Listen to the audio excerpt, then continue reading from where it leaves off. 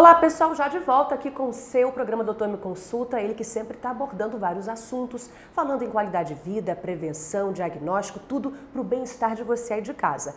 Antes do nosso bate-papo, que tá demais, vamos falar sobre saúde feminina, tem um recadinho aqui do programa para você. Doutor Me Consulta sempre com dicas saborosas também para você. Estamos aqui na Peixada Tropical, fica no centro, no coração da cidade. A gente quer falar para vocês do que temos por aqui. Você sabe que é o melhor peixe saboroso da capital, diversos pratos, um cardápio variado que você confere por aqui. Esse ambiente que é aconchegante, familiar, você pode vir ou então pelo atendimento sistema delivery. Peixada Tropical funciona todos os dias, exceto às quartas-feiras, e funciona normalmente também nos feriados. Vim para cá conferir o que estamos falando, porque aqui você confere peixe delicioso e um cardápio diferenciado. Peixada Tropical, Rua Juricaba, 1525, centro da cidade.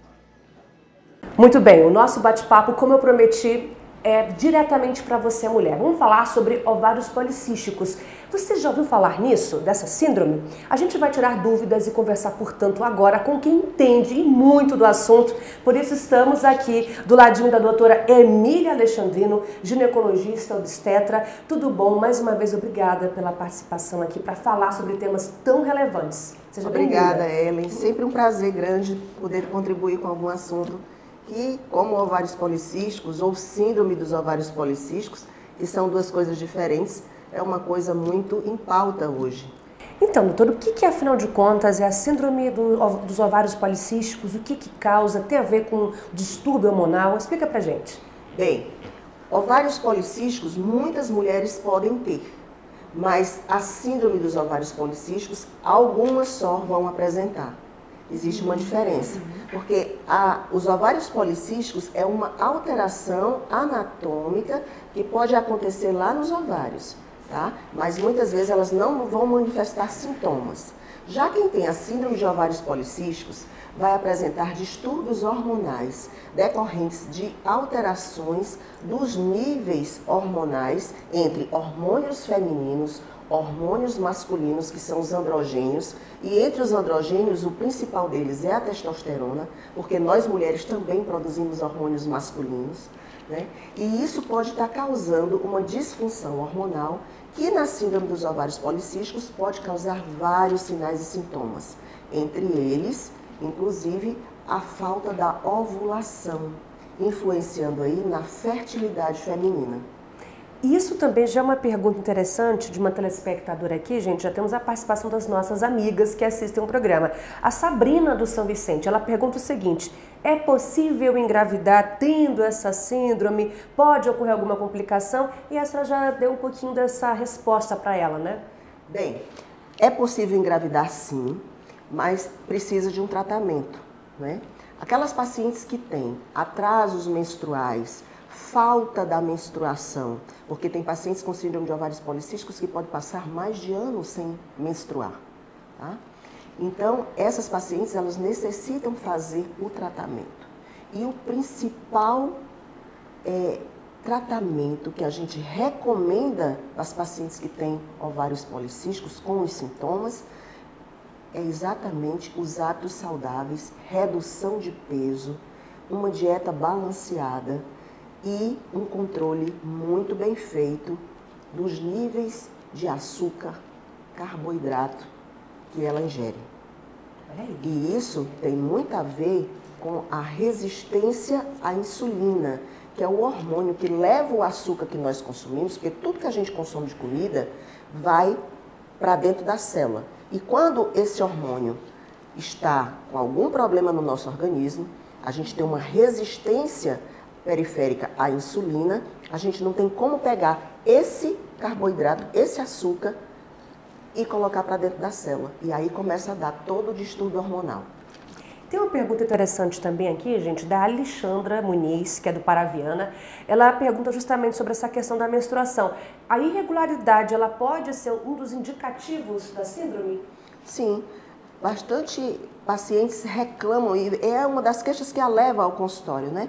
Doutora, eu não estou menstruando, ou então depois que eu tive meu bebê, eu não voltei logo a tomar o anticoncepcional, mas aí já continuei sem menstruar e já está com mais de ano, ou então são adolescentes que menstruaram a primeira vez, mas ali depois dos 3 anos da menarca, que é a primeira menstruação, continuaram com ciclos bastante irregulares, ou às vezes até amenorreia, que é passar mais do que 3 meses sem menstruar. E isso pode ser um indicativo sim. Tá? Pacientes que têm muita cólica durante o período menstrual, que é a dismenorreia, pacientes que se sentem bastante como se estivesse com aquela dor, aquele desconforto, sensação de peso, inchaço no baixo ventre, né, no pé da barriga, como ela diz, doutora, todo mês eu me sinto toda inchada, eu tenho muita retenção de líquido. E tudo isso pode ser sintomas ou sinais de que você está desenvolvendo essa síndrome metabólica que acompanha os ovários policísticos. Doutora, também acnes pode ser outro sinal? Gente, acne, aumento de pelos, principalmente em locais que a mulher não costuma ter, como no buço, no rosto, né? Em volta do peito, aqui da areola, dos mamilos, aqui entre o umbigo e o início do púbis. E tem pacientes que têm um hirsutismo mesmo, aquelas que têm mais hormônios androgênicos, elas ficam com a pelificação bastante aumentada. E acne, né? Bastante acne na região aqui do rosto, geralmente. Aquela paciente que tem aquela caroceirazinha pequenininha, aquelas espinhazinhas miudinhas que não chegam a fazer os comedõezinhos. Mas você olha, ela tem aquele aspecto da testa ficar com a pele bem grossa, bem grosseira. Esses são os sinais. Tem um exame específico que detecta e comprova mesmo que a mulher Bem, as mulheres quando elas vão, a gente procura logo fazer as taxas hormonais. Nós vamos ter inversões de alguns níveis de hormônios femininos quando tem a síndrome. A gente vai dosar os androgênios, a gente vai dosar o nível de FSH e o nível de LH, estrogênio, testosterona. A médica solicita. A gente solicita. E também dá para ver no ultrassom já uma repercussão ovariana da síndrome de ovários policísticos. A gente chama ovários policísticos porque é o que a gente costuma ver, que é aquele aspecto em roda de carroça, aquele aspecto em colar de pérolas, que fica um monte de folículozinhos na periferia dos ovários. Os ovários eles ficam crescidinhos. É como se a testosterona fosse um hormônio para fazer o ovário tufar, crescer um pouco. Ele não consegue todos os meses, aquele folículo que tenta se preparar para na época do período fértil lançar o óvulo, ele não consegue chegar ao folículo dominante a ponto de liberar o óvulo no período da ovulação, para que se houver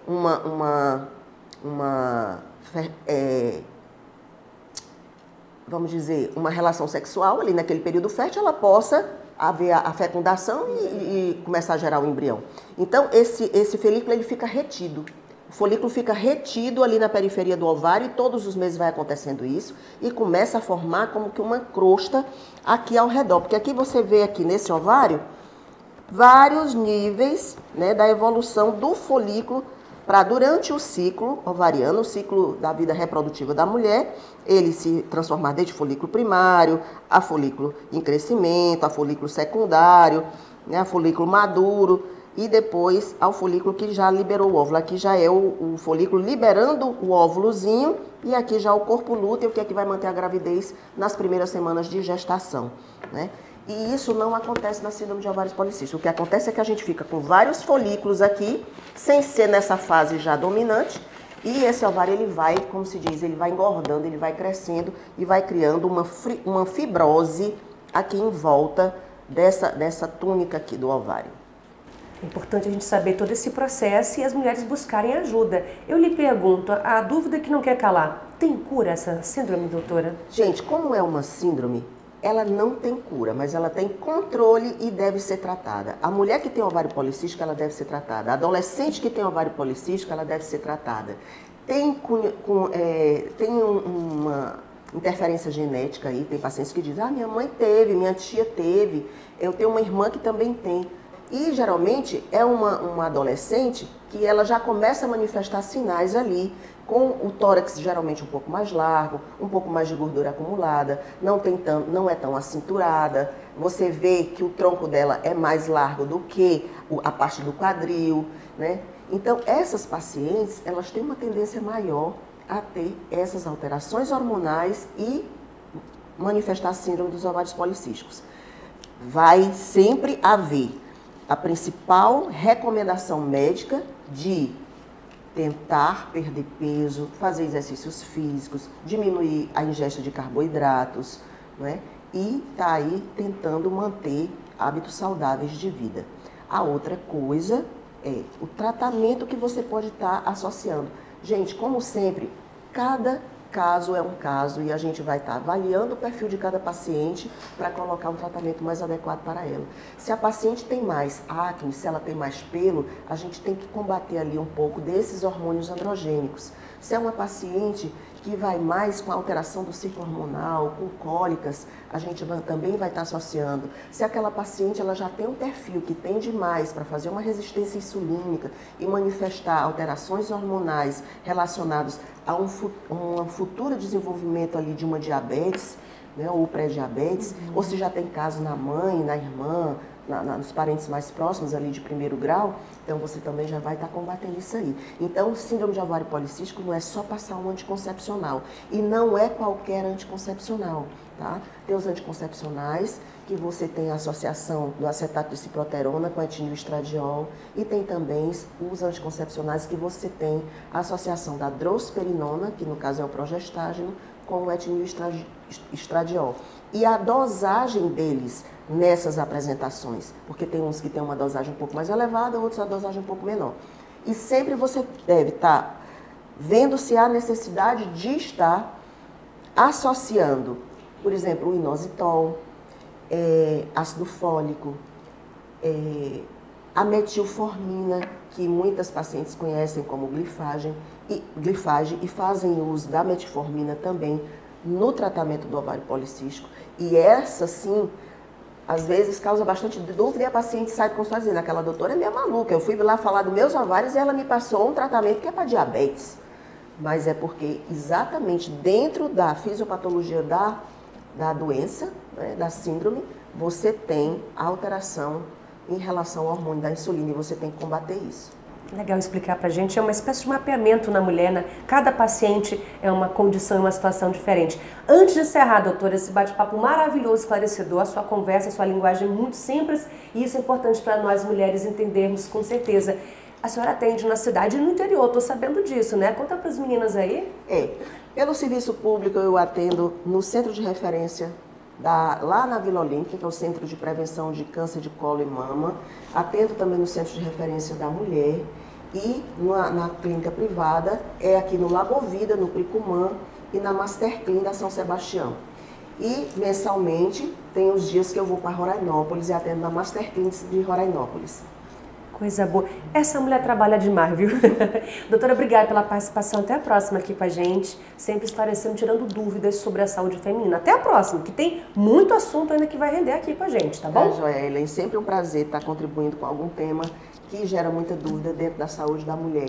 Tá certo. Obrigada, até a próxima. E a gente vai encerrando por aqui. Obrigada pela sua audiência, pelo seu carinho. Lembrando que você também pode sugerir essas e outras temáticas que iremos abordar aqui conosco com o apoio de especialistas como a doutora Emília. Até a próxima edição, gente. Tchau, tchau.